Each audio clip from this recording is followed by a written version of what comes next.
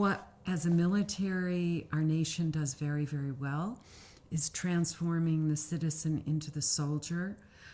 What we do less well is transforming the soldier back into the citizen.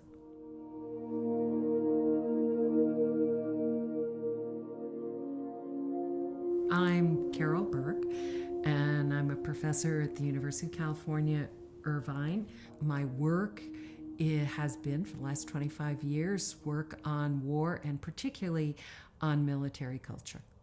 With the return of the veteran, a nation must be willing to take on the moral responsibility of asking some of our citizens to execute violence against another nation or against another insurgent group on our behalf. If the nation isn't prepared to assume that moral responsibility, the return home is going to be fraught with all kinds of complicated psychological issues that fall then squarely on the shoulders of the individual vet. And that moral responsibility can't be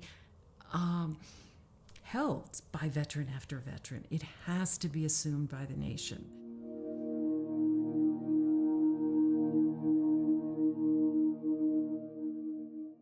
I would argue that the way in which we respond to our veterans returning has changed pretty dramatically from the Korean War to recent wars.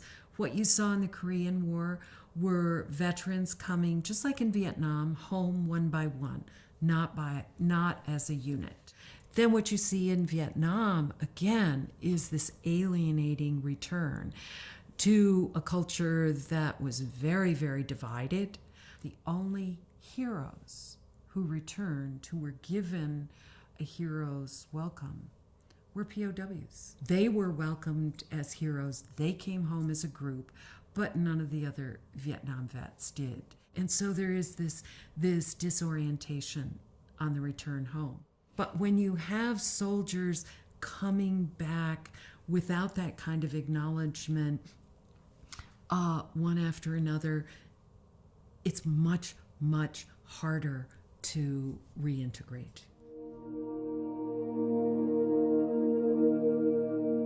So those kinds of issues come with every war. I mean, we even see that happening at the end of the Civil War. Newspapers after the Civil War talked about the homeless soldiers. 10 years after the end of the Civil War, the Surgeon General estimated that 45,000 veterans were addicted to morphine. What we're seeing in recent wars in Iraq and Afghanistan is that they are deploying not once, not twice, but sometimes 5 and 6 deployments. That kind of repeat deployment takes its toll because it's disengaging from a civilian culture, and you have a mounting problem, one that I think we haven't even seen the extent of yet.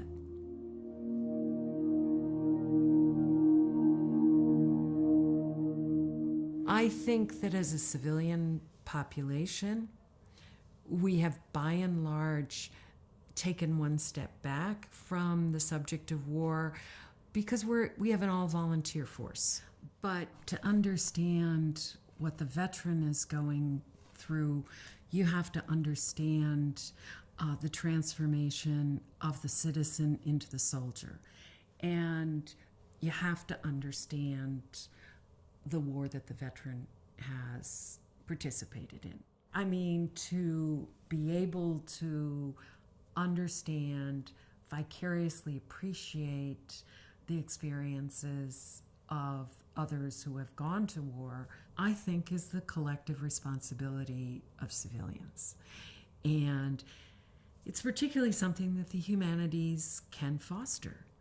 I mean, in World War I, civilians understood the experience of what it was like to be in this unprecedented combat experience, not just from the newspaper accounts, but from Wilfred Owen's poetry. Literature And film can bring an understanding to people who have not been there and not done that, and can foster empathy.